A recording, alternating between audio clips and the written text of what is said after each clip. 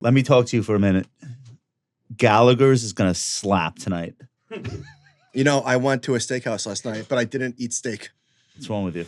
I went to Hendrix and I got not steak. It's not really a steakhouse. Well, did you get lamb chops or What did you did I get eat? like swordfish? There's a big difference. you would like Hendrix. It's fantastic. Hendrix It's so used to good. be called the George Washington Tavern, and legend has it it's where he stayed before crossing, or just the Battle of Brooklyn.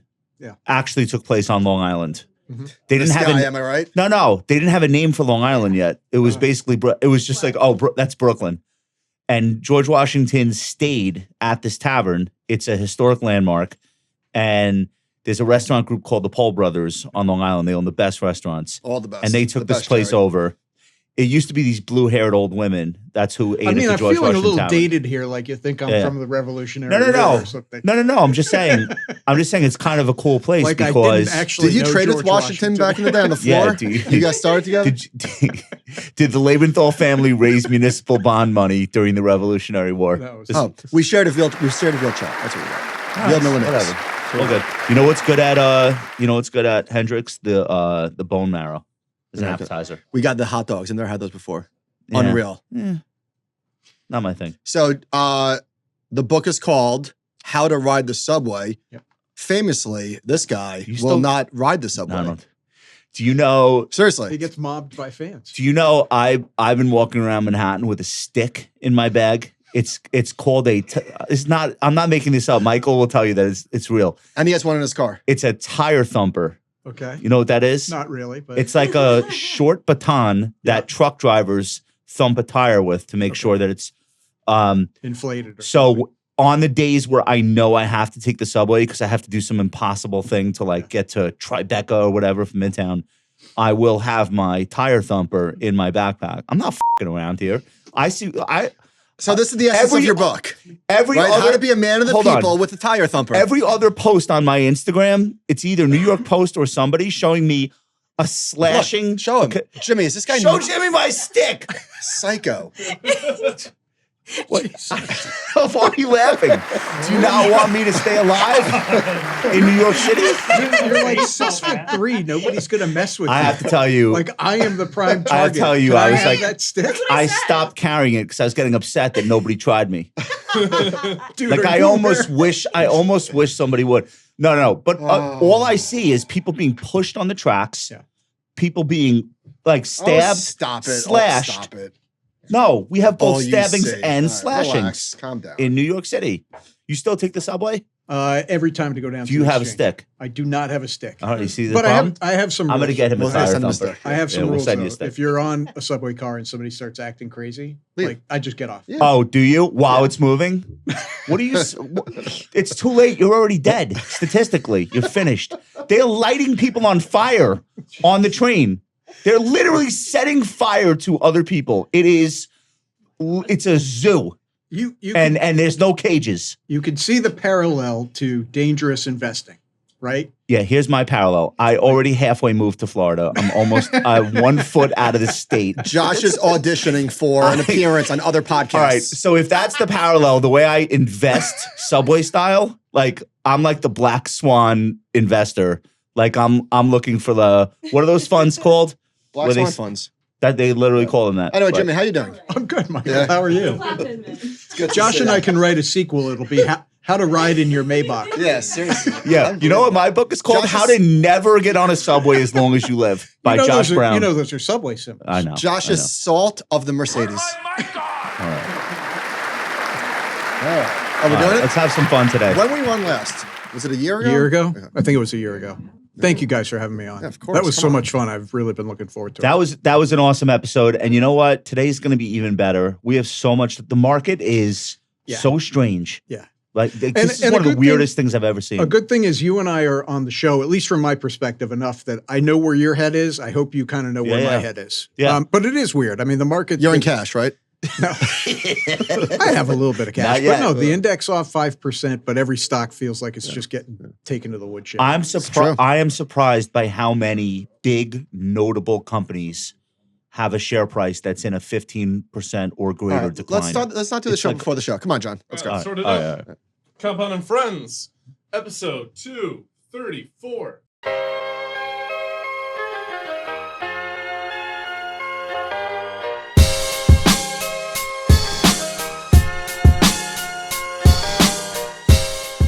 Every RIA knows attention. You don't want to turn people away. You don't want to require high minimums, and you want to help clients who are just getting started because that's where the long-term relationships begin. But here's the truth. Those simple accounts, they take a lot of work. Account opening, trading, rebalancing. Before long, your staff and back office are underwater and trying to stay afloat. That's why established RIAs are turning to Betterment Advisor Solutions. It's the platform built for segmenting your book and streamlining those smaller and simpler accounts. The onboarding experience is automated and paperless. The portfolio management is streamlined and tax efficient. The client experience is consistent and exceptional. Explore what segmentation can do for your firm today.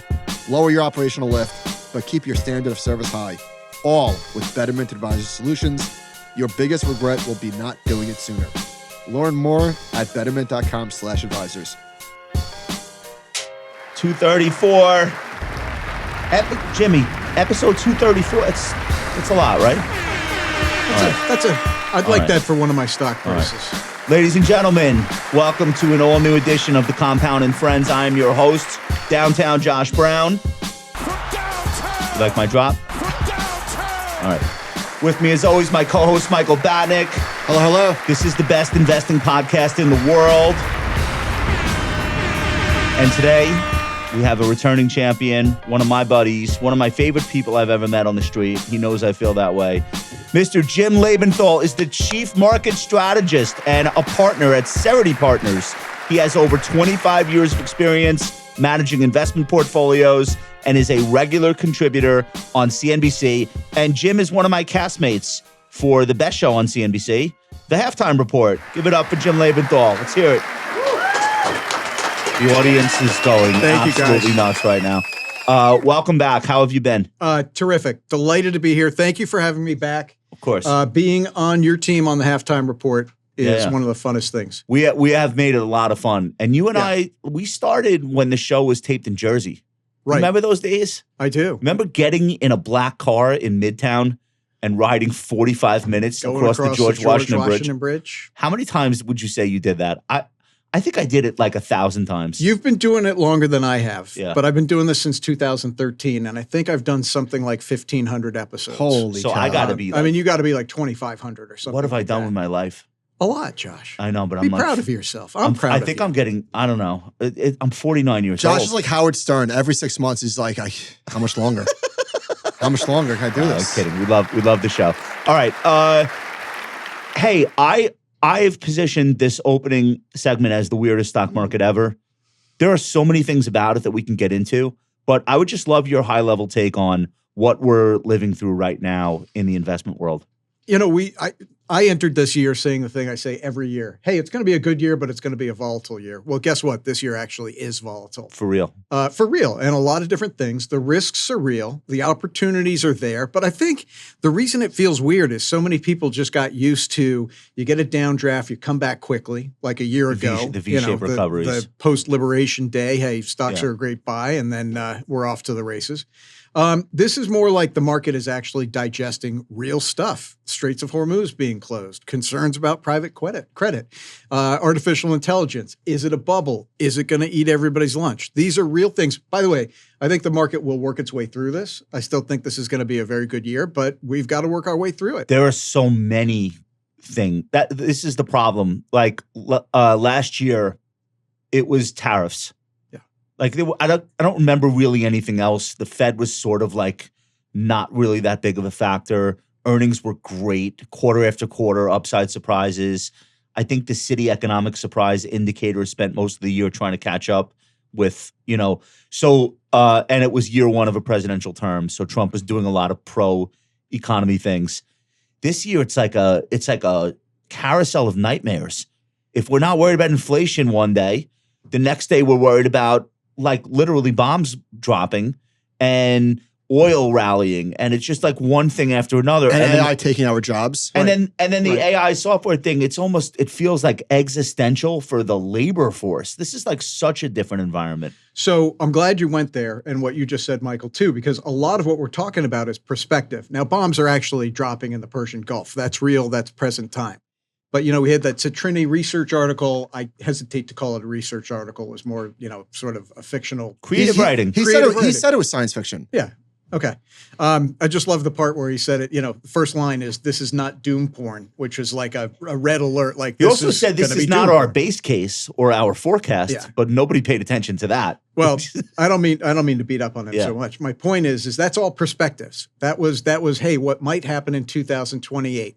And with private credit, a lot of what we're talking about is the fears of what could happen to the software companies in the future. Not happening right now. There are definitely some defaults, but those defaults are fraudulent in nature. It's an indication of bad underwriting, as opposed to, hey, the business cycle is turning down, companies aren't earning their cost of capital, that sort of stuff. A lot of the fears are perspective. And actually, I was looking forward to talking to you guys because something that's been driving me more and more crazy, maybe I'm just getting older and crankier, is why is everything that happens compared to 2008? Like, why can't this just be, hey, there's some problems instead of availability bias? It's the thing that's in the front of everyone's mind still.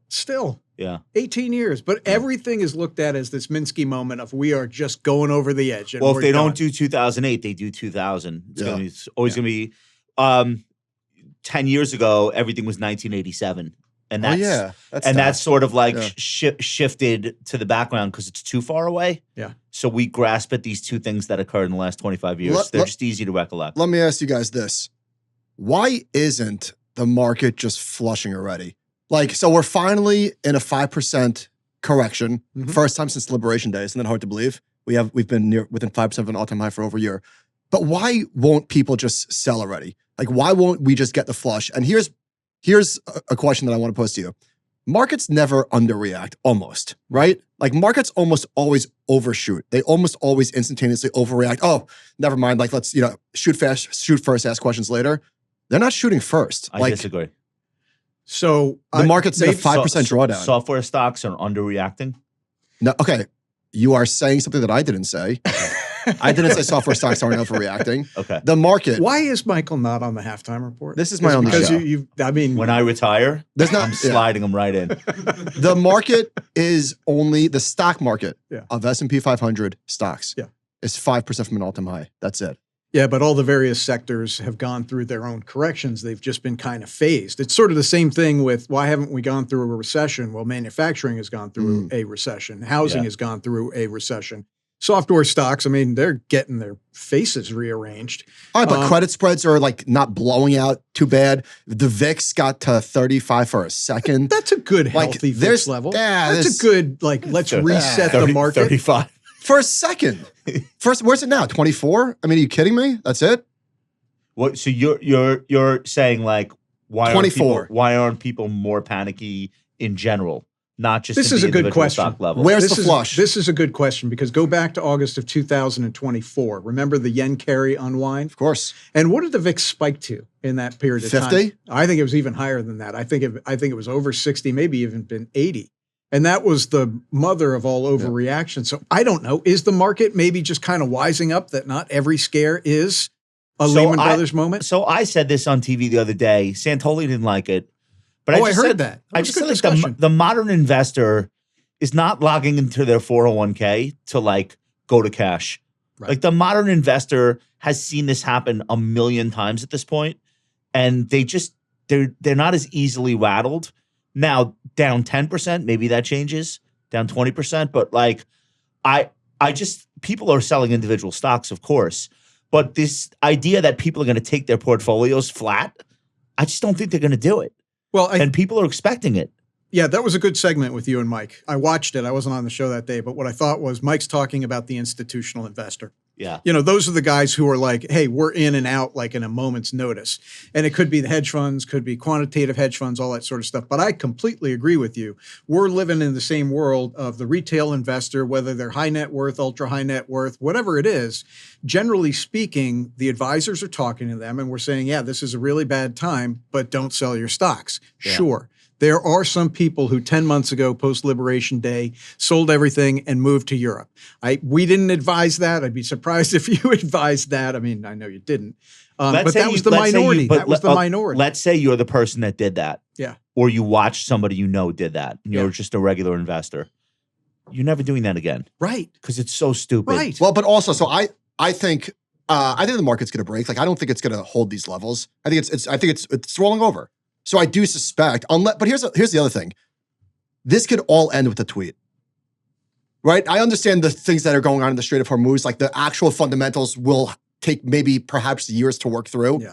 But investor sentiment could change on a dime. If he just says, that's it, we're done, we're pulling out, mission accomplished. Well, Jim said that. I'm going to quote you. So maybe that's why people aren't getting too bearish. I'm going to quote you to yourself. If traffic can start flowing through the Strait of Hormuz soon, by the end of March, the damage from high energy prices need not be lasting. Those positive forces will come back in play. But we're still dealing with daily headlines about bombing oil terminals in April. Businesses and consumer confidence will start to take hits. And unlike the past 5 years, those hits could lead to layoffs and consumption declines purely from higher oil prices, or like a consumer sentiment hit. It's the consumer sentiment. It's the business sentiment. I mean, we know there's been really no firing, but there's been no hiring. And if you add firing to it, if businesses say, hey, maybe we better hunker down, raw material costs, energy, supply chain disruptions, all this sort of stuff. I think if we go too long with oil where it is, businesses will say, maybe we better pull in. But Mike, to your question of why aren't things worse than they are, we can cite a number of reasons, but profits are growing. Yeah. So as long as profits are growing, we all know we're businessmen. If profits are growing, we're going to lean into it. We're going to expand. We're going to hire. But if profits start coming down on the back of higher energy prices or supply chain disruptions, it's a different story. Jay Powell said yesterday there's been effectively zero job creation this year. That shows up in the numbers, doesn't it? Isn't that good for profits? What's that? Isn't that good for profits? And I'm like, I'm not being facetious. No, I certainly John, could chart be. one. The only problem is then, I know it sucks for society. It's top line pressure if you don't have people True. who are employed to buy your stuff. So this is from SocGen. Pre-shock, fundamental signals were firm and improving. Even now, earnings revisions remain net positive, with both the NASDAQ 100 and the S&P 500 staying in upgrade territory since last May. The U.S. continues to outperform the world on the broadening of the EPS cycle. So I actually love this setup. Even though the market is heavy right now, and even though investment sentiment sucks shit right now, and we'll get into some of that stuff. John, throw him chart 2, please. This is from Duality Research. So he is breaking down the S&P 500 returns by sectors, and he's looking at the price return, the EPS growth, and then, of course, the multiples. And it's all multiple contraction. Earnings are strong. And people are souring on maybe, I don't even think it's the potential of future earnings growth. There's just a lot of headwinds right now. Yeah. And so we are building a wall of worry. There is a lot of people that are getting out of the market. And I don't like to lose money. Nobody does. But you need this. I totally agree. This is a reset from which we can grow higher. We all came into the year observing where the S&P 500 multiple was, 22 times forward earnings. Hey, isn't that too expensive? The Mag 7 are up towards 30. We've had a nice little reset. As long as these earnings revisions that you're properly pointing out don't start coming in. I think that's where some of your skepticism may come from, is how could these earnings not be being revised down already? And the answer is, as long as oil comes back pretty quickly. Look, if we start the straits open again. Comes back to where, like in the 60s, 70s? Which it probably will, because there's a heck of a lot of oil. I mean, we knew this. There was like a 2 million barrel a day surplus before this Iran conflict started. And that was a lot of surplus. So that will be there when the straits open up again. What? So, all right. So this is an impossible thing, though, for investors to know if and when the strait will reopen. Absolutely. It's an impossible thing. Nobody has an edge on this. I'm even looking at poly markets, and I get no signal from poly markets. You get a lot of bets there that are like 31% that it opens by April 15th. I don't know what to do. Oh, I have a bet on there that Tim Chalamet will reopen the Strait of Hormuz. So what's the probability there? I think it's 9 cents per contract. You guys both mentioned something that's obviously true, that a lot of stocks are getting whacked. In fact, John, chart 3, please. 1 in 3 stocks in the S&P are down, more than 1 in 3 are down. This is updated. So yesterday was 1 in 3. Now it's 203 stocks are in a bear market. That's almost 40%. Almost half the market. That's 40%. That is a lot of bear markets. Yeah. And, the immediate question that I think many people watching this will come to mind is, how can the market itself only be off 5%? The answer to which is the peaks from which those stocks are coming down happened at different times in the past. But I think that's healthy. I really think this stat is healthy, that 40% of the S&P 500 is in a bear market. I don't think we can complain about valuation being too high in that set of circumstances. What we can say is it's a reflection that maybe earnings are more uncertain the further we go on in this conflict with Iran. The problem is which Which 203 stocks? I'm so glad you asked, Josh. That to me, that's because I always look beyond the internals, like the headline internals. Well, tell me which stocks. If you tell me the 52-week low list is littered with profitless or barely profitable biotechs and a lot of software companies that have disruption risk, I'm like, all right, I sort of understand it. But we're talking about credit card companies, regional banks, and that's not what we want to say. 61% of tech stocks are in a bear market. 57% of discretionary stocks. We were talking the other day about Starbucks, McDonald's. Where's financials on here? 39% of financials. All of these lower end consumer, the fast food names, higher gasoline prices. Guess what you're pulling back on? Right. Although before we do the K-shaped economy and maybe, the consumer who's driving a Range Rover can still afford an oat milk latte, let's focus on tech because I think this is where sentiment really lies, right? Microsoft's off. I'm not going to do it. I mean, we can, it's 27%. 28%. Right.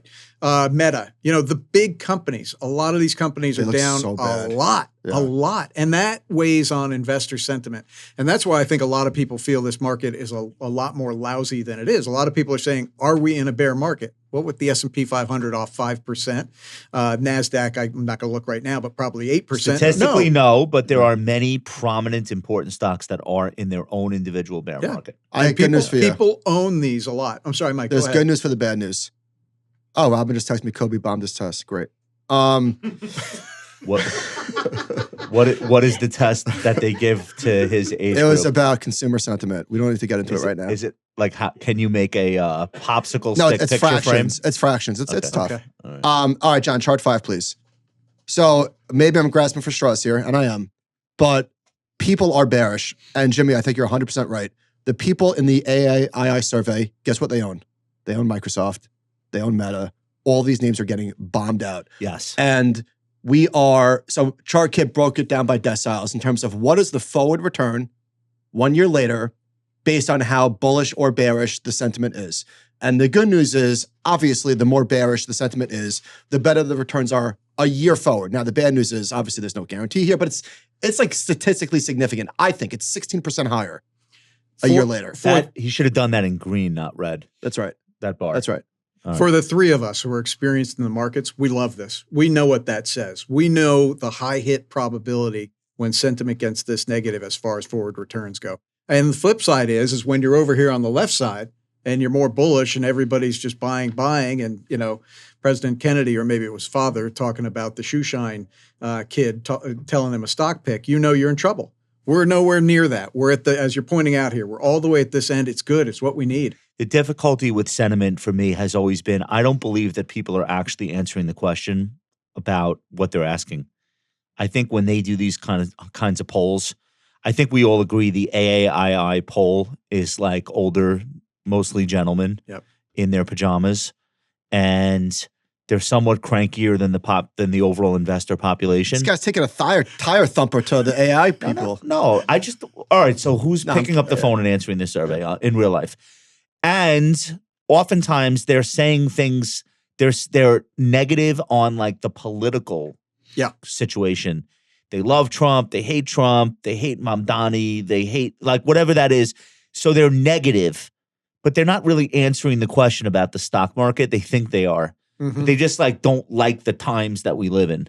And so, well, be that as it may, when they are this negative, forward returns are way higher than normal. Okay. All right. That's just a fact. Josh, you're correct about, consumer sentiment surveys, small business CEO confidence surveys, and they've been terrible for years. Yeah. The bull bear surveys, I actually don't know who's answering them, but they have been pretty consistently a contraindicator, even to the current day. Okay. No, I would agree, but when they're at extremes. Yes. Is that are we at an extreme? No. We're not even close. Not even close. So you open the show saying this is a weird stock market, and it really is. Yeah. John, chart 6, please. This is from Adam Parker. Adam shows the number of stocks up or down 15% in a quarter. Yeah. And he's looking at the top 900 U.S. equities. That's just volatility in either direction. So this is the highest that it's been since, 2022, when inflation was spiking. Like, stocks are getting murdered and stocks are going straight up. Like, the memory stocks, SanDisk and Micron, Oil stocks, refiners, there are stocks that are working. It's just not the stocks that you want to see. So chart 8, please. All right, this is not great. Next one. Actually, let's do this one. This is from Grant Hawkridge. So this is short-term in nature, but all of the risk-off stuff is rolling off. All of the stuff that you want to see in a good market looks like shit. So we're looking at charts of high beta versus low volatility, rolling over. Cyclicals versus defensive, rolling. Equal weight consumer discretionary versus staples, crashing. Dollar, bad. Advanced decline line, bad. High yield bonds versus treasuries. Everything risk-off is flashing. They even hit gold. I know. Gold is below its 50-day moving average for the first time this year. I'm thinking about the answer to this chart in the context of what you said earlier. Are we going to get a capitulation?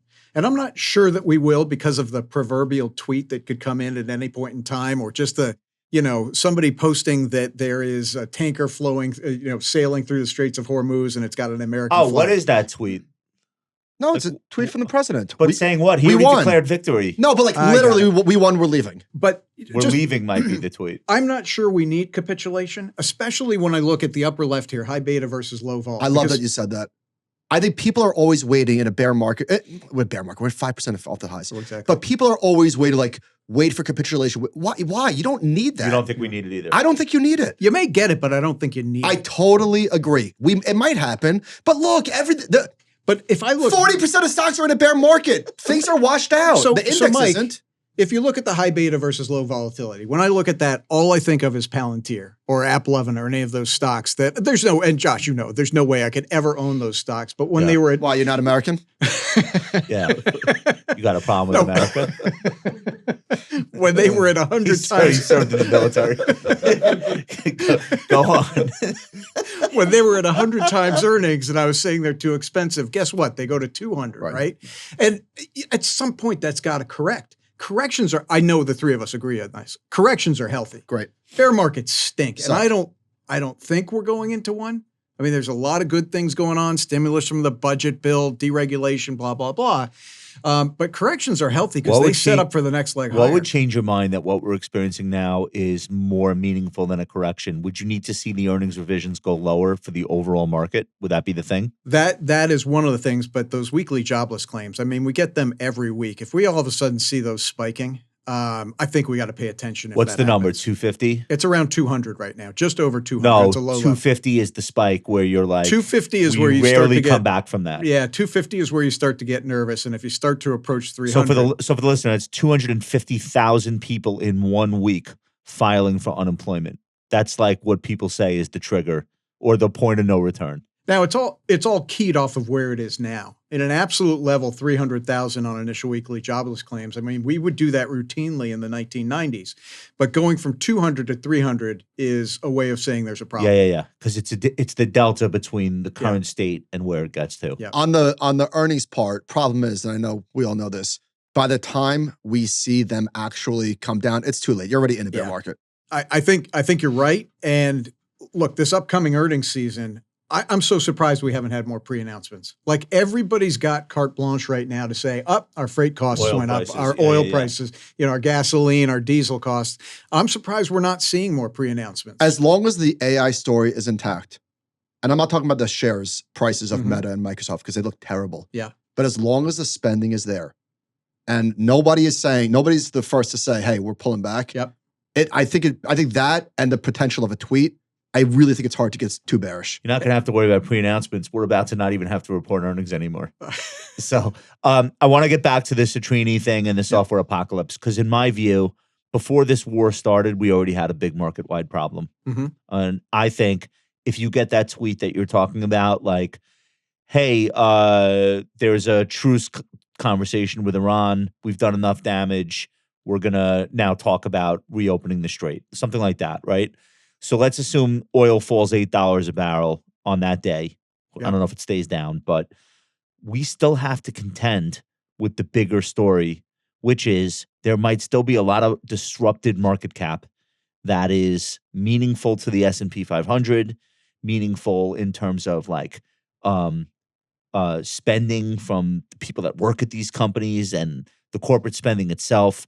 if you see a lot of investment in the software arena dry up, we've never seen it. Mm-hmm. So there's no way to know like what that does to the economy. Regionally, I would imagine it's a problem in NorCal, but like to me, like that's the story that remains. But that happened. What do you mean that so happened? Salesforce went from $350 billion to 180. I'm not saying It's that done. it can't go to 100, Right. but a lot of that story, we All right, did that already. Here's what you said. Elaborate on this. Not on board with the Citrini thesis. Yes, there will be job destruction, but it's likely to be another chapter in mankind's long history of creative destruction. Jobs will be created too. Look at the last 30 years. Talk about the NYSE, where you and I sit, and we are surrounded by literally dozens of floor traders. Right. Right. It's the reality. Right. And the New York Stock Exchange has never been financially healthier.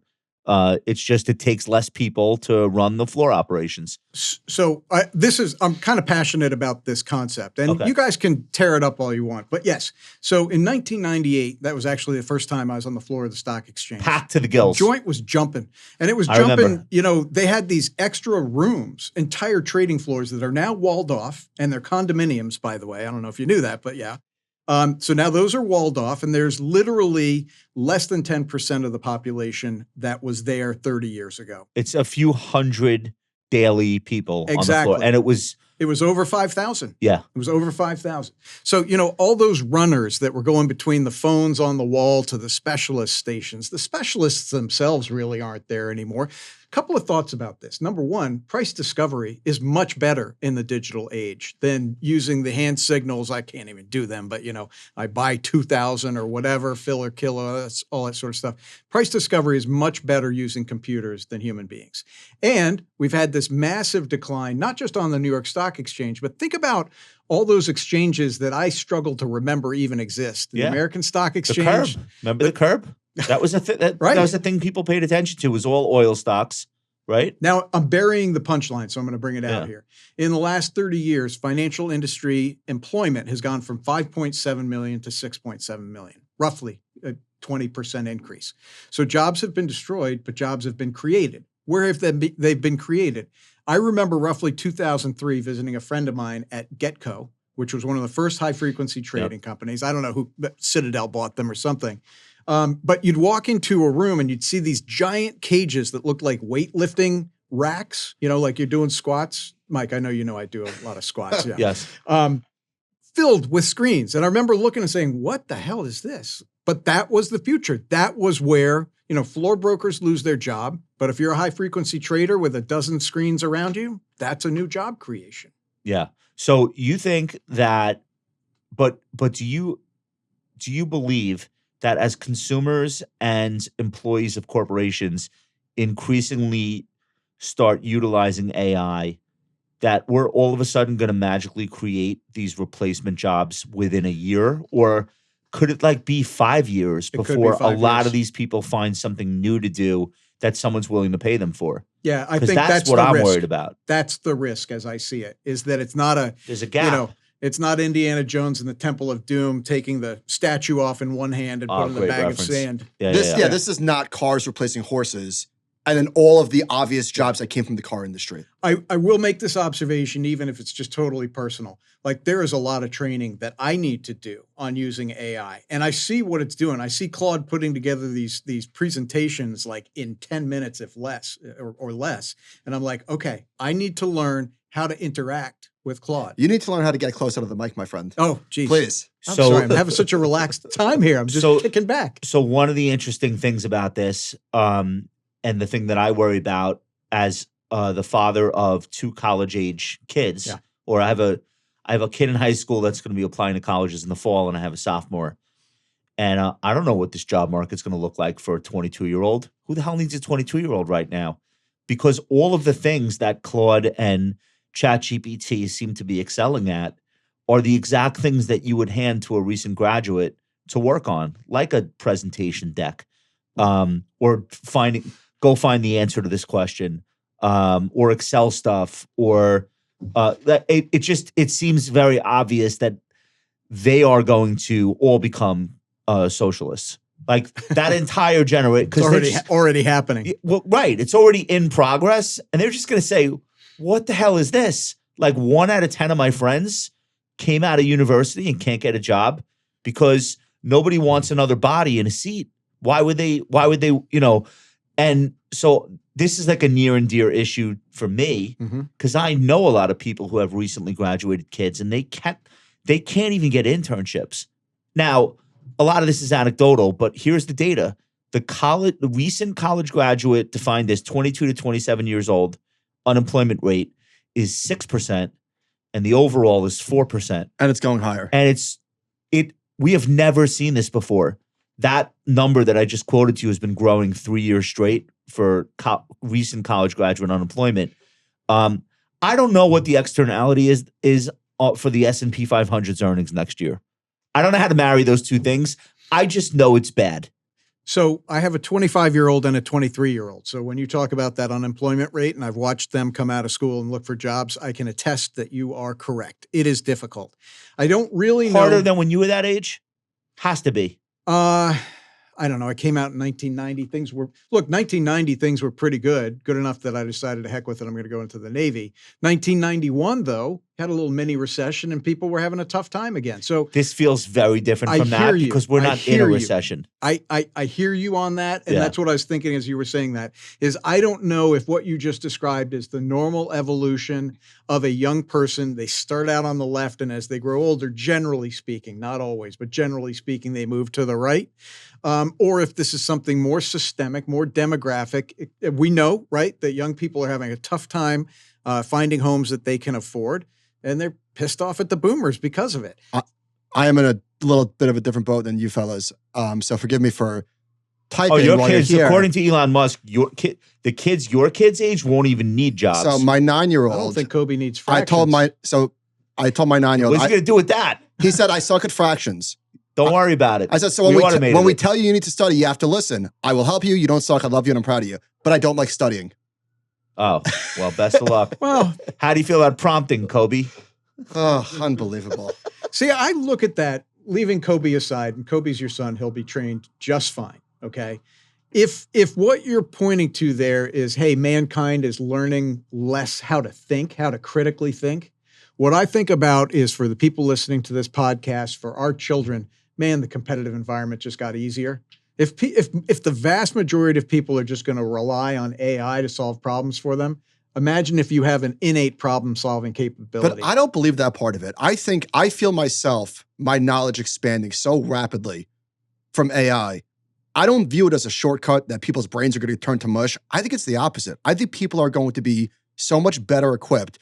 And yeah, the job displacement is a huge fucking problem. Like, I do believe that the younger people, it's not going to get any easier. So it's a problem. And this is obviously going to have massive political ramifications. Yeah, it will. By the way, I don't know how this is going to turn out. I'm hoping that it's the Indiana Jones thing, but it could well be. You know, I was making that reference to the digital age in finance. Let's not forget that 2000 to 2003 was a pretty terrible time in the markets. There were a lot of job losses. Maybe I'm mixing apples and oranges there, but the handoff can go poorly. I do think, though, that even if that happens, even if we had some 3-year bear market, that on the other side of that, humanity, America, our kids are going to be just fine. I just can't tell you, Mike, what those new jobs are going to be. I know there's a job for somebody to teach me how to actually use AI, how to interact with Claude. I believe you would hire somebody to help you get good at AI? Yeah. That's probably a consultant, not an employee. But the bigger issue, we're talking about college graduate unemployment really ripping higher versus overall. And this is before the robots even show up, which is probably 3 to 4 years from now. The amount of investment going into autonomous trucking. And I mean, 2 million people in this country, list their occupation as driver. Now, I'm not saying that goes to 0, but if it goes to 1.5, we have a huge amount of displacement. And this is among people that are not interested in getting Claude jobs. Yeah, there's not going to be enough new jobs. That's the thing that, now, maybe that shows up as a net positive for S&P 500 earnings, which is a sick fucking joke in and of itself. But maybe that's actually bullish. Fine. Look, be that as it may, I know it's not great for sentiment. It's definitely not great for consumer sentiment. And it may be problematic for a lot of business sentiment too. Yeah, I think futurists might take this conversation in the direction of global population? Are we approaching a point where we really don't need to be above the replacement rate? I don't want to go there. It's a little bit apocalyptic. It's a little bit It's a little grand to me. But what I would say is that it's not the first time that we've had conversations like this. I already used that example. Think about farming, right? I mean, in the 19th century, families were big because you needed a lot of kids to farm, and frankly, not all of them would make it to adult stage where they could ably farm. Talk about replacement value. You needed like 8 kids to end up with 5 kids. And now you got like 2 people farming the entire country. All right, John, chart 13. It's enough of this talk. Let's get back to the stock market. That was a little depressing. We got a little dark. We're gonna lighten it up a little bit with all right, with some market stuff. So let's get back to the incoming bear market. So Willie Delwish has a great chart. It's obvious, but it's true. He said bulls continue to stream towards the exits, with the AAII bull bear spread dropping this week to its lowest level since June. All the net gains for the S&P 500 over the past decade have come with the bull bear spread above 20%. Without bulls, it's hard to have a bull market. Circular, but true. You need people to be bullish. I mean, but what's the takeaway from this? The takeaway is that you need bulls in a bull market. I know it's obvious and it sounds cute, but it's true. So the point is that when this spread of bulls and bears is less than 20%, that's not the type of thing that you see in a bull market. But that's counter to what we were saying before, which I do believe is you need sentiment to be low for which the bulls can come in and start blowing up the market. They need to come back. Yeah. They need to come back. Yeah, I mean, if the implication is the bulls are gone and they're never coming back, I disagree. We need the bulls to come back. Here's more bear news. Chart 12. We are expecting. Okay? No, this is just a fact. Do we get to drink on this show at all? This is just a fact. And a lot of this is from the Daily Chart book, which does daily charts, as they say. All right, Cullen Morgan, Goldman Sachs. Buyout, blackout. We are expecting the next blackout window to begin this week. Oh, for f***'s sake. 45% of the S&P 500 to be in a blackout by that point. Assuming entry 6 weeks prior to earnings, we expect blackout to run through the end of April. Meaning what? They stop buying back their stock ahead of the next earnings and this report. is a big source of buying. So absent a tweet, and here's the real, not nightmare scenario, but here would be the real, This would make me nervous. We get a tweet, we leave, and the market fizzles out. Pops 3% and closes in the red. Mm-hmm. That's how you know we're going to go into it. We get an Iran surrenders tweet, or I'm saying if that happens and the rally fizzles, that's how you know we're going lower. Well, so what you're saying, of course, makes sense that you want, more demand for stocks. That's just microeconomics. But I think we would all agree that when you're looking at the prices of stocks, there are times where it jumps promptly. That's what we're talking about, whether it's April 9th, the buy stocks today, I'm pausing the tariffs. Yeah. Or if we get whatever proverbial tweet that ends the war in Iran, that it's not so much volume comes in, it's that the price resets instantly higher. Mm-hmm. I remember, I think it was April 9th, I might have it wrong, but I remember everybody on my floor were in an open floor plan. Like everybody stood up and looked over everybody's cubicle saying, what the heck just happened? Yeah. Oh, because it was instant. You were up 6% in an instant. The speed of that gap was crazy. Yeah. Like people just like completely changed their mind. This is, what you're pointing to here, Mike, is obviously a negative. It's short term. Normal flow. It's short term. The normal short term flow. So you like individual stocks. Yeah. So do I. This chart 11 makes me never want to buy an individual stock ever again. This is so crazy. And I'm not going to do it because I'm in it for the love of the game. But for the last 5 years, Microsoft, which over this period of time has done, I'm making this up, $70 billion in profits, maybe quarterly. I mean, it has done everything it had to do. It has been the leader in every category. It is at the forefront of every invention, blah, blah, blah, blah, blah. It's underperformed the S&P 500 for the last 5 years. Yeah. So what is the message? Is the message in that if you bought it at the 4.5 year mark, you basically bought peak multiple, or one of the highest multiples? If you bought it a year ago, if you bought it 6 months ago, you bought it peak multiples. But look, no stock is a forever stock. Microsoft often gets labeled like that. And I have it in my portfolio, but one of the things that I like to do, I do think this adds a little bit of alpha, is when it gets too high, you trim it. And I don't want to sound like, oh, that's obvious, but you know. What does too high mean? I'm not being so cute. no, not at all. But in Microsoft's case, same with Apple, you know, it trades at around mid-30s as a multiple, as a forward multiple. That's generally been a high point. Now, right now, it's at roughly 22 times forward earnings. I went into this year at half the market weighting of Microsoft, so 3% versus 6%. A couple of weeks ago, I said, all right, you know, it can go lower. It can always go lower, but now is the time to load up. So you just gave such a great professional answer. Like when do I have to trim it? And you're talking about where the multiple typically peaks for the stock. So many individual investors would answer that question differently. Michael would say, when do you know it's time to trim a stock? They'd say, well, when it gets to be 5% of my portfolio, or when I'm up 100% in a stock, I trim it. Right. Like that. I think right there is such a great example of the dichotomy. Like, how do individuals think about when to sell versus when the pros think about when to sell? There's a background thesis here. And I know the investors that you have had on. You've had some legendary investors, and I see the books that you have on the wall behind you. If you think about just Warren Buffett as an example, right? He has not been on the show yet. Fan favorite. He killed it last time. Well, Warren, can you come on? I mean, you can take my spot, Warren. Yeah.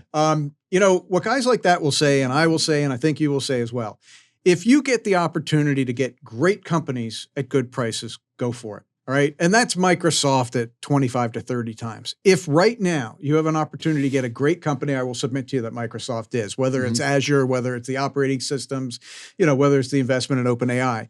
If you get an opportunity to get a great company at a great price, you just leap into it. Now, 22 times, somebody watching, somebody listening may be saying, I think that stinks. Okay. I mean, you guys know me. They're anchored to 20 years ago. They think they're going to get it at 14. Right. And they're not. It's not going to happen. Well, let me ask you this. So Microsoft, the stock got killed. All right. It had a little baby bounce. And there are clearly, so obviously, way more people that want to sell than want to buy. Right? Now, that could change. And it probably will change. I think that Microsoft is probably a screaming buy at some point. If it's not today or 10% low, I have no idea. But this is a massive secular winner. Its earnings I think Azure did 20% a year for the last 39 30 quarters or something. 39%. But how do you, what's your thought on the sentiment on this? I don't even know if OpenAI is good or bad for the Microsoft story anymore. Well, the market's telling you it's bad. So the sellers my point is this, or my question is this. The sellers are so obviously in control of the stock right now. How do you know, and I know you sort of can't, but how do you know like what's a good price? When the sellers are done. I mean, you gave the answer. I don't have the answer to your question. And so that's one of the reason I phrase things the way that I do, it can always go lower, is look, when I buy, I'm not saying that this is the moment that the sellers are done and the buyers are stepping in. I'm just saying this is a price that I think 2 years from now, I'm going to look back and say, man, that was a steal. But this does worry me, at least in the short term. It does worry me. It's a heavy market. It can't even, it's a heavy market for good reason. It can't even bounce for a second. I'll give you two ways to know. The first is good news, bad news, and the stock goes up. Yeah. The second is an RSI washout. You're at 36 RSI for Microsoft. It is very rare to see the stock this technically weak on relative strength. And how much of a time catalyst is that? Terrible. Or lack if thereof? you see a 25 RSI on Microsoft, like if you see the stock that oversold, I'm not saying it's the buy of a lifetime and it's going straight up, but you'll get 10% out of it. Right. Because you always do. Right. Again, great company. I mean, that's a hill I'll die on, at least today. And you're now getting it at a great price. Whether it's the 36, you know, I mean, you've forgotten more about RSIs than I will ever know, but that strikes me as very low. Will it go to 25? I don't know. Well, so let me give you the history. I think this is, I mean, you have not seen this be an oversold stock in the last 3 years. You have not seen Microsoft at a more washed out place than where it is, just on that one singular measure. You know what? It genuinely looks like it's going to get more oversold than we've seen in the last 3 years right now. When there is blood in the streets in a name like this, I'll say you have to buy, but don't ever quote Warren Buffett. Why? If you're not willing to buy a name like this right now. Exactly. Now, you guys love RSI. I have learned to love it. I've learned a lot from you. I think you know that my favorite metric to use is the PEG ratio. Price to earnings over the growth ratio. Yeah. Now, if I look, and I'm trying to do this on the fly, you guys may have it up right now. Roughly 22 times earnings. Next year's growth rate, and of course I've got fact set wasn't loaded, so this is going to take a second, but let's just take a look at what the Microsoft earnings growth rate, it's a June fiscal year. So if we just take June 26, 1650. I just asked Claude. Yeah. It says 1.4. The PEG ratio. While he's going through all his imaginations. Actually, it says, wait, it says, no, this, so according, okay, 0.87. Are you kidding me? That was pretty funny. It's less than 1? Yeah. So this year's earnings, 1648. Yeah. Last year's earnings, 1364. And it's growing over 20%. So right. Yeah, it's an absolute steal. Right. You guys like RSI? But it's going lower. Maybe. No, I'm saying literally it is going lower. Oh, okay. I'm not saying that it's going to keep going low forever, but the price is going down right now, and that's a fact. And everyone is aware of that PEG ratio. Right, that's not an edge. That's true. Right. But you know what the edge is? If that's not an edge, and obviously it's not, the ratio is never an edge. Patience, I suppose. I don't think you're going to have to be that patient is the point I'm making. What I'm trying to say is I think it's recent downturn like the last couple of weeks is reflective of the market, not the stock. I mean, there's been no news on the stock. Yeah, I agree. That's sellers in QQQ. Exactly. And spiders, which is but all the Mag 7 names don't look the same. And this one in particular, Meta 2, looks like absolute dog shit, just technically. That's a technical term, Jim. So I don't know what, because the open AI, is that the thing you think? Is that the overhang? No, I think it's the spending without a clear investor embraced strategy for how that's going to turn into enough ROI to justify it. And I think Meta and Microsoft uniquely I think you're right. have that problem. Satya is, in my opinion, the CEO of the hyperscalers that you just hear him, the way that he talks, and Sundar too, but I think Satya in particular is so committed to the spend. He is all the way in. The problem is that nobody believes that what Meta has been spending on is paying off in any way beyond Reels. Nobody thinks that all these hires they've made, paying guys $1 billion to acquire their companies just to hire them. Nobody believes that that is doing anything for the Meta shareholder in 2026. So the insiders, whether it's Satya, whether it's Sundar, whether it's Brad Gerstner, all of these insiders are saying a couple of things. One, that they just don't have enough supply to meet demand. You like that. If you're a business owner, you're like, bring more demand on. Yeah. And that every increment of compute is profitable. Very different. You and I have had this conversation a bunch of times, and Mike, you know this too, than the fiber optics of the late 1990s, which I just remember being downtown, One New York Plaza, and every week they were ripping up the street there and putting more fiber optics down. They'd pave over, doing the next thing. It turned out that like 95% of that was unused. That was ridiculous. It's not what we've got here. It's the opposite.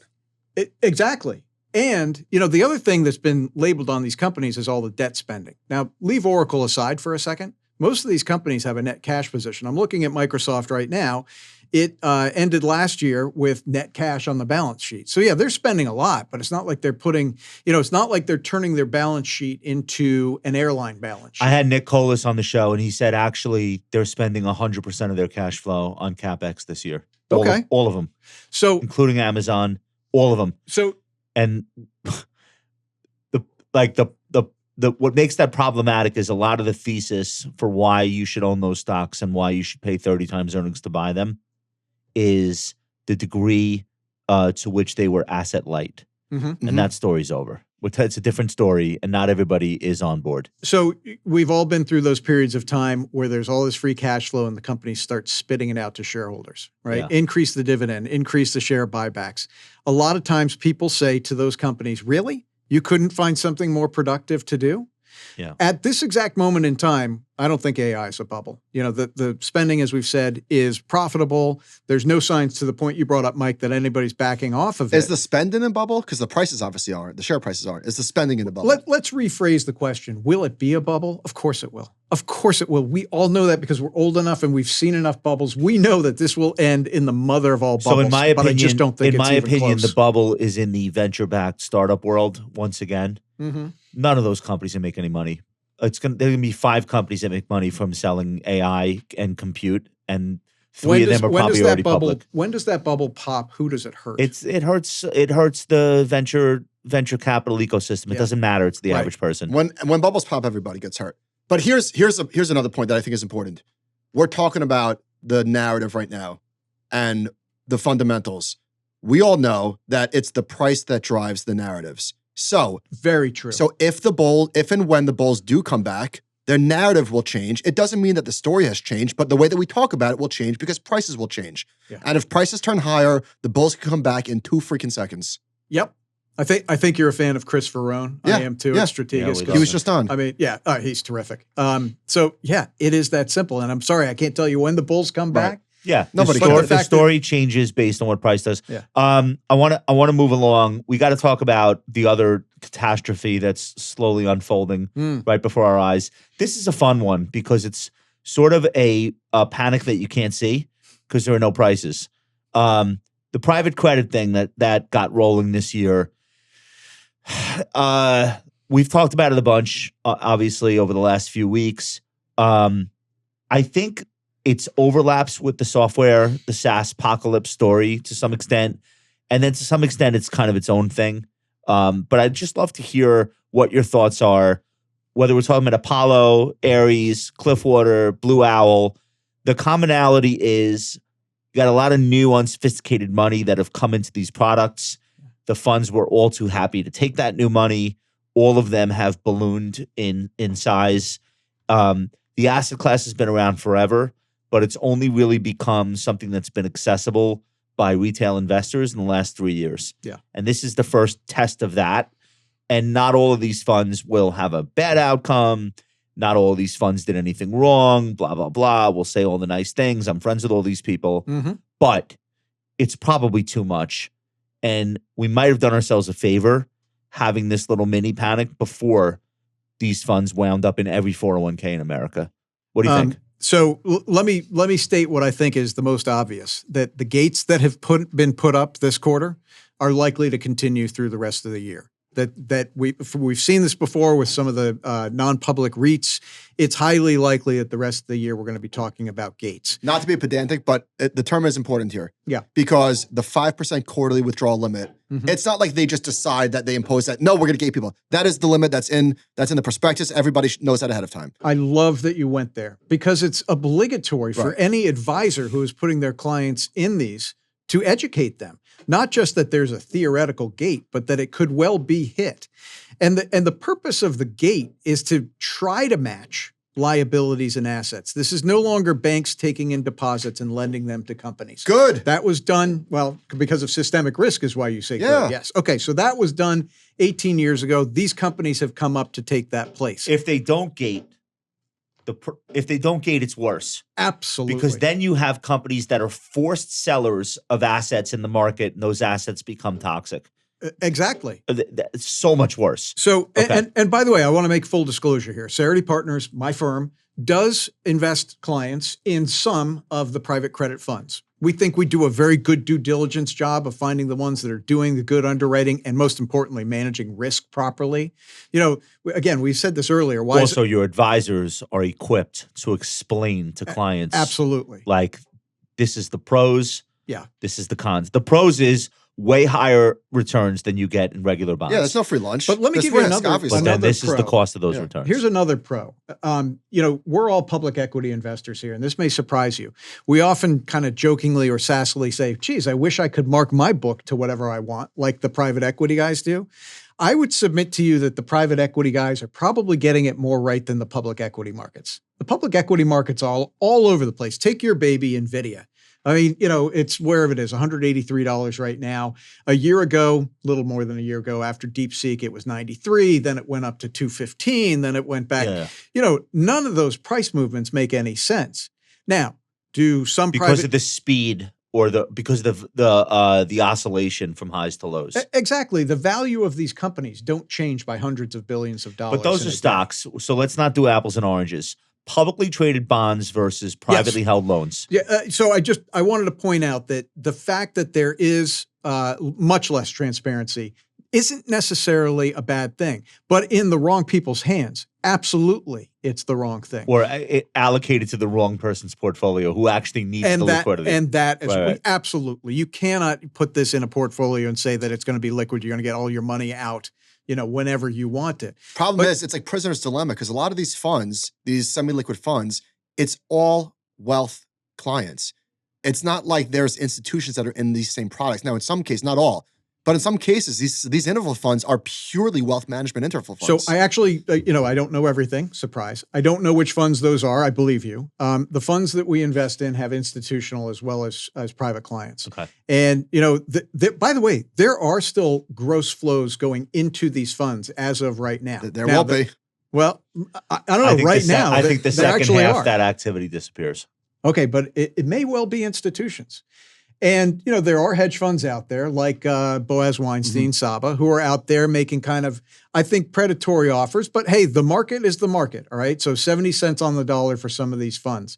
In a weird way, that puts a floor to the value of these funds. And the floor is not 70 cents because they're not offering to buy these at 70 cents because they think that's what it's worth. Right. They think it's worth 90 cents on the dollar or more. Great point. So you could get this wave of like new private credit secondary funds coming along to try to do the Weinstein trade. I mean, you could. I'm not. Just, that's not central to my thesis. But what I am saying is that if we go to the core, the fears are prospective fears. They're fears about the SaaS-pocalypse, the Citrini article, AI eats everybody's lunch and there's no money So to the pay back private the capital bonds. funds have lent a lot of money to the software industry, and the software industry is being heavily scrutinized because the sentiment right now is that not all these software companies are going to make it. Right.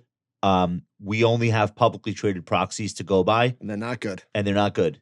Yep. So if you think Salesforce is under pressure, what the do you think a mid-tier privately held software company's situation is right now? Boy, I feel like it's noon and we're down at the stock Just exchange. saying, like But that's but that's why the redemption requests are coming in. I gotcha. At 2x. But you could say, listen, I think a lot of the fear is overblown and will prove to be overblown given the passage of time. But I don't want to be the last one out the door.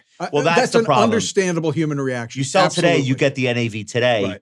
You don't. If you start selling in 6 months, you don't know how many markdowns have happened between now and then. A little quick math on this. Like one of the funds that we're invested in has a 4-year average maturity. Now, that means on average, 25% of the fund is maturing every year. And 5% gates times 4 quarters is 20%. That's the reason for the gates is to try to better match the assets and liabilities so that you don't have to do. So a loan fire matures, the fund gets the cash back from the company that the company had borrowed, and that will fund whatever redemption requests may or may not come. Let me make another apocalyptic comment here. For private credit to go bad en masse, it's got to go bad first. The whole The shit match. equity. Thank you. Yeah. The equity is, and I'm using, I think this is Chris Verone's numbers, but no, it's Jason Trenner's numbers at Strategas. Private equity invested right now, 8.9 trillion. Private credit, 2.5 trillion. You got to burn through a lot of private equity this before is so you. Before important. bonds don't get This is so paid back. important because these are, for all the fear, I will push back. These are senior secured loans. So the equity has to get wiped clean. The cash flows have to run dry. And yes, guess what? In some cases, they will. But There will be defaults. you guys are missing the real problem. The problem's not defaults. The problem is for the financial advisor who is relatively unsophisticated himself or herself. They have to contend with probably a year of headline risk that creates a relationship problem between them and their Well, client. Josh, that's the bottom line. That is the absolutely problem. Is not that absolutely. loans are blowing Yeah, up it doesn't- because they aren't. It doesn't matter. Right. Yeah. They are not. And Josh, you're 100% right, which is Right. why I led this discussion with expect the year 2026 to have gates every quarter because of exactly what now, you're why talking are about. those equities selling off if the loans aren't blowing up? Well, so Because of that problem, I think it's going to chill fundraising for the next 6 months. And that in and of itself can become systemically problematic because somebody has to, most of these companies are not done borrowing. They have to roll the loan, refinance the loan. Yeah. If the asset class is shrinking because of investor apathy, that does create a problem. It's a bigger problem for the whole economy. There's less money for these types of loans. It is a problem. I'm not sure how big a problem. Honestly, I don't think it's systemic. Okay. Is it a problem for Blue Owl, which were positive on their actual funds, but the stock has a dividend yield right now of 10.3%? What's that telling you? Nobody believes it. Right. Yeah. And, we all know you cut a dividend and your stock's in the penalty box for years. Especially if you're a financial. Yeah. Financial. Well, honestly, any company. Right. But we're not talking about the Blue Owl BDC that's publicly traded. Right. We're talking about the equity of actual Blue Owl, equity. the company. Now, I do own in portfolios Apollo. Yeah. Few reasons for that. One, the ratio of institutional to retail is like way higher. Yeah. So the phenomenon that you aptly pointed out of just human sentiment, whether you're an advisor or client saying, get me out, is not going to be The pension felt as funds are much not there. panicking. Right, exactly. Yes, and then but Apollo the- has but the captive insurance, which is its own I fund. totally of agree with The you. pension funds and insurance companies that historically have been the right investors in these asset classes, they know before they get in, they understand it. I don't know that every financial advisor who was flown to Manhattan, taken to a steakhouse and then a Yankee game, and then flew back to Kansas and started allocating their clients to private credit. I don't think that their clients fully understand this. Of course they And don't. And this was part of the story. A lot of the distributions from private equity or lack thereof was causing fundraising from institutional investors to private credit to pull back, enter the wealth channel. Like that's exactly what happened. And I'm not saying that it's like criminal at all, but that is the story. Listen, what you're both saying has a lot of truth to it, especially let's take somebody to the Capitol Grill and, wine and dine them. Oh, no. For me to allocate to this shit, I need way better than and Capitol Grill. I'm I purposely need choosing four the Charles. I need purposely four choosing Charles. the Capitol Grill is fine for me. I'm salted there. I ride the subway, but I don't think the whole. I need asset like a class- Jean Georges. I don't think for sure. I don't think the whole asset class is bullshit. But these headlines are going to continue, Yes. and the conversations are going to be harder and harder. Yeah. But if you can stay in, you're likely to have the good. Well, that's what I wanted to ask you. Uncorrelated with. I wanted the to overall market. ask you, is the silver lining that you might get a tightening up of the way that some of the stuff is underwritten? You might Yes. get stronger covenants. Yeah. You might even get a better interest rate across a whole portfolio. And maybe now is the time for somebody that has not allocated to private credit to take a second look. Well, what are you, crazy? No, here's the silver lining. Here's the silver lining. Assuming private credit can get through this, and I think they will. Yeah. I think that in X years' time, we'll look back and say, okay, they will never, and nobody will ever be able to say again, they've never been through a cycle. Right. There's never been any stress. All the loans are bullshit. No, they're in it right now. And assuming they come out of it, they can point to this and say, can you put this on screen? we survived. I can't, John can. John, Morgan Stanley sees private credit default rates hitting 8%. Drives me a little crazy though. Now, Morgan Stanley's selling a lot of this stuff Yeah. to their wealth clients. I drives me a have to little say that crazy. out loud. Because, and look, this is just me. This is the problem I have with the Citrinity article is that I hate when people just lick their finger, stick it in the wind and say 8%. Back it up. Now, I don't have Well, the they Morgan are. Stanley article. They're showing that during the height of COVID, the default rate hit 8%. Dude, 8% is bad. I know. Well, there were dolphins swimming in the canals of Venice because there was no boat traffic and it was clean. yeah. I mean, Right. That's a very, it's an extreme situation. Again, it's this Minsky moment. Everything is So why are Morgan Stanley research people putting this fear into the market? Do you think they really believe this, or they're saying this is how bad it could get? Because this chart reads like it's a forecast. Yeah, but you know what? This is a Bloomberg headline. In fairness, we don't know what Morgan Stanley actually said. They Okay. might have said in the worst case. Right. Right? I didn't read the research piece. I'm not being sarcastic. Research analysts have a job to do, and it's to put stuff out every day. Can we Put do a stuff little, out. so we can close this topic out? Yeah. Can we do a little mini lightning round on private credit? Go. Okay. I am very unsophisticated when it comes to this subject. So I'm genuinely asking, do you think there are financial advisors right now taking a new meeting with Cliffwater or with Blue Owl or any of the other purveyors of wealth management? Do you think that activity has completely chilled? Like, you know what, dude? How about this? Let's not have lunch. Why don't you fix your shit? Because I'm reading a different Wall Street Journal article about you motherfuckers every day. And I'm not talking to my clients about your funds. Yeah. That's what I think we have to get to. I don't know if we're there yet. I'm curious what you think. Yeah, I think we have to get there. I will tell you that at Cerity Partners, 1,600 people, 30,000 clients. You guys are a gigantic firm. We've gotten pretty big. And I know, you guys have done amazingly, and you've done it 100% employee ownership, which is something to be proud of, very proud of. Thank you, Jim. Yeah, Appreciate no, it. I know how important that is. But to answer your question, there are still people, advisors and clients of my firm, who are saying on the Monday morning investment call, should we be leaning in? Now, I think it's a little early. There may be some marks to come. I think you can wait. I don't think you have to rush in right now. Okay. Yeah. Should all private credit be considered for a wealth management product? Or are we learning that maybe direct loans, for example, aren't the right fit? Or maybe, what was the fund I read about this week? Stone Ridge, where they have a gigantic fund that's taking loans from fintechs, packaging them, and creating a fund. Like, are there certain types of things that the wealth management industry should just say no thank you? Yeah, structured finance type stuff. Yeah, the answer is of course. Okay. And I think you really want to be the best of the best in this asset class. I think so too. And I think you want to bet the jockey. I think you want to very strongly consider the brand that's bringing you a product. Right. Okay. I'm with you on that. Look, I've had small meetings with Doug Ostrover. That's the CEO or the co-founder of Blue Owl. And we're all at an age where we can recognize garbage people, people you can't trust. This is the opposite. And Doug is garbage. No, no. Sorry, that was a terrible oratory setup. No, Doug is. Oh, this almost genuine. went viral. You know what? They should have Doug on the calls instead of Mark. That's my suggestion. You're on a first name basis with. I listen to the calls. I mean, they're partners and co-founders together. Look, he thought, and the whole team there thought they were doing the right thing by giving 30% back instead of 5%. I can't believe they thought that was a good idea. I mean, they honestly thought, and I think he's telling me the truth. No, I was on a webinar and I heard them say that, and I said, do you have any idea how human beings work? You really thought that they weren't going to be memed into the Stone Age?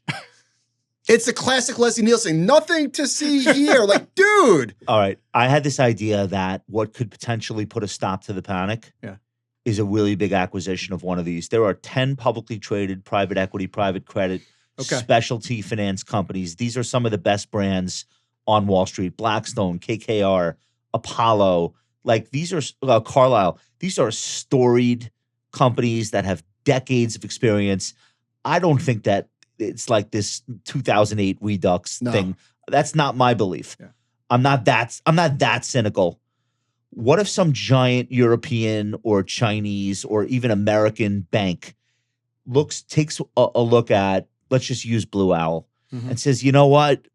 The market is way too panicky and overreactive.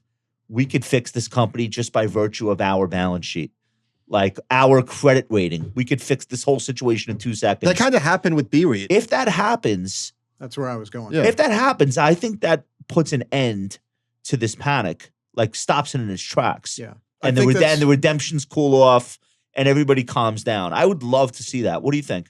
I think you need, as Mike just alluded to, I think you need that investment into the funds themselves. So CalPERS did that. It was University of California. Oh, so not the acquisition of one of the companies. But let's make sure that everybody listening knows what we're talking about. BREIT was having the same problem, gating investors who were all getting out because of the commercial mortgage-backed tsunami that was coming. By the way, I mean, step back for a second. Remember how much press that got? Yeah. And like the regional banks are doing fine. Blackstone's doing fine. Okay, but back to the point, University of California came in and made a preferred deal with them. It wasn't preferred shares. It was big. Yeah, but it was big and it was a vote of confidence. That's what I think you need to see. Is somebody coming in saying, I'm in, the Blue Owl corporate almost credit like people forget, in 2011, Bank of America went to like $6. And Morgan Stanley, or $10, Morgan Stanley went to $8. 3 years after 2008. During the European financial crisis, all the U.S. investment bank stocks went back to single digits because everybody said, here we go again. And that's when Berkshire stepped in and did some of those preferred deals. Yeah. People think they lump it together. They think that happened in 2008 and it didn't. That era where Berkshire stepped in, I think they did the Bank of America preferred deal with a 10% coupon.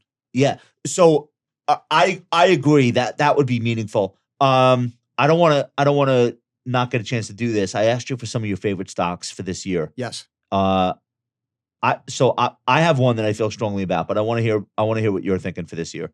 Okay. So I think the one you may be alluding to is Amazon. I know you're bullish on it, and I am too. I was much later Piece to this of stock. shit. Why does this stock act like ass every single day that I wake up? It's probably what you guys Is were it because talking about is it before because the I'm spin. Jewish? No. I know. Are you Jewish? Yeah, sort of. Wait, what does that have to do with anything? No, I don't know. Why does the market hate me so much? Every time I buy the stock, it's like an intermediate term top. It just sucks. It just Why sucks. won't it break out? It just sucks. All right. Duncan, what are you laughing at? He's falling out of his chair. What do you like about Amazon? Why won't this stock make me money? It will. It will. I mean, look, we see what's going on with Amazon Web Services. Again, same thing. Andrew Jassy saying that he has more demand than he can meet. So everybody's saying, well, they're spending too much. Well, they're spending for profitable compute that they're bringing online. There's obviously the retail business. We know that. There's all different levers that they're pulling here. I mean, we don't even talk anymore about the ad business, which when it started not that long ago was brand new. Logistics business. It's the third largest advertising business in the world. Yeah, nobody cares. Nobody cares. They will. I think they're doing everything right on the AWS side. I think the strategic partnership with Anthropic was genius. They did that so early. And now they're in business with OpenAI, $50 billion worth of business with ChatGPT. They're almost like cooking Microsoft with an OpenAI. And the stock doing gets the same no thing. Maybe credit. they both should be doing well. No credit. Okay. I want to talk about Apple for a second. Go. Did you see the Journal today? I thought I did. What was on Apple today? Okay. Apple is way behind in AI and still making a fortune from it. You've heard me talk about this. Basically, we've seen $300-something billion in gross revenue from the generative AI apps, which is Perplexity, Claude, ChatGPT. Mm-hmm. Okay? Apple's collecting a $900 million commission on that activity. They are literally, I think, in the pole position to be the biggest beneficiary of all this AI. And they haven't even launched the new Siri yet. Here, let me read this to you. Apple's Siri chatbot is still weak by modern AI standards. What Apple does have that the other AI players don't is a dominant position making devices. However fancy OpenAI, Google, Anthropic, and xAI make their chatbots, iPhones are still the primary way to deliver them to consumers. That means they typically pay the App Store tax. Roughly 30% of subscription fees in year one and 15% a year thereafter.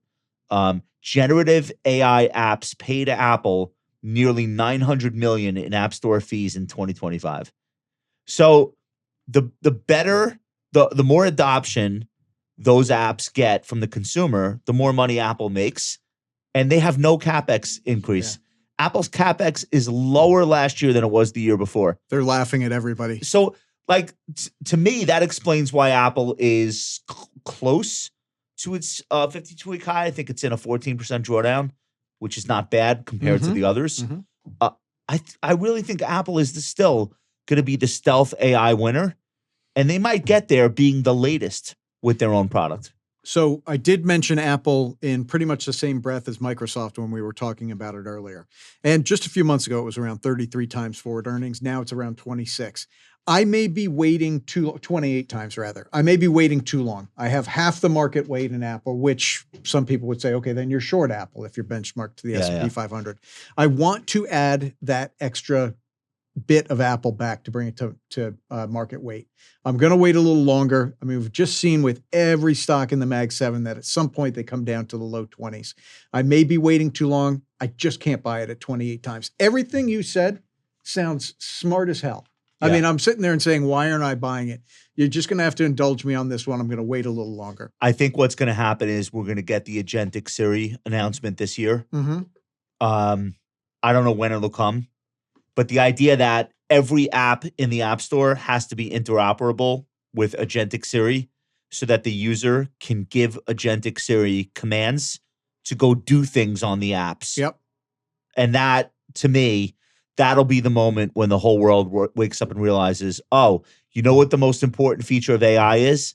That it works, that it like can actually do things on your phone for you while you're, and I think that moment comes this year. As you've been going through the list of positives for Apple, the one thing you left off, which I'm astounded by, is that they somehow have access to Gemini on the iPhone for $20 billion a year.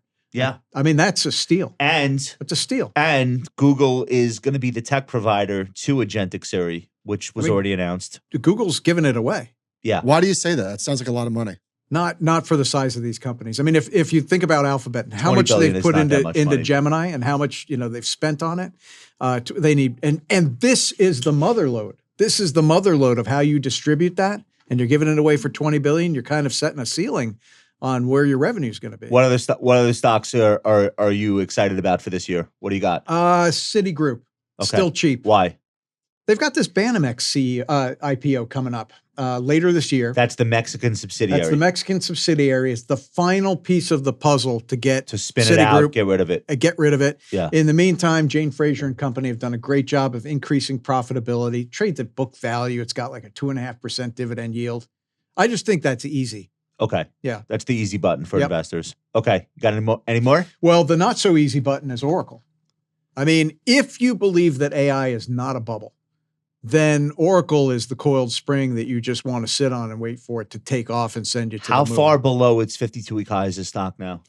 55, 50, It's over 55%. 50%. Here, let me give you what's the best case scenario for Oracle? Like what could happen here that turns this thing? Nobody believes that OpenAI can pay them that contract. Mike, you went right to it. Okay. So that's exactly why the stock came down from 350 to wherever it is right now, 160 and change or 150 and change. Ugh, gross. This is so unbelievable. But OpenAI. But the rally was equally stupid. Yeah. OpenAI just raised $110 billion, right? They're going to go public sometime later this year, most likely, raise a few more $100 billion. They've got contracts starting to come in. Absolutely, the market doesn't think that OpenAI is good for the money, but they don't have to be good for all of it. They just have to be good for some of it. And with the contracts and the fundraising that OpenAI is doing, there's enough here that earnings should flow through to Oracle. So you like it right here? I do. All right. Can we talk about the book? Yeah. All right. I want everybody to buy this book. Obviously, Jim Lebenthal is an absolute mensch. He's a wonderful guy. He's also very bright, as you have just learned, if you didn't know that already. But you can write. Have you always wanted to do a book? I have always wanted to do a book. Okay. And why? Because there's an idea that's been just rattling around in my head, that there's things that I believe in. Not everybody's going to believe in them, but I'd like people to know about it and maybe get some advantage from it. Now, if I just wrote a book of, hey, here's what I believe, people will be like, whatever, who cares? Yeah. So what I tried to do with this book is take something that I am peculiarly excited about, which is the New York City subway system. Are you crazy?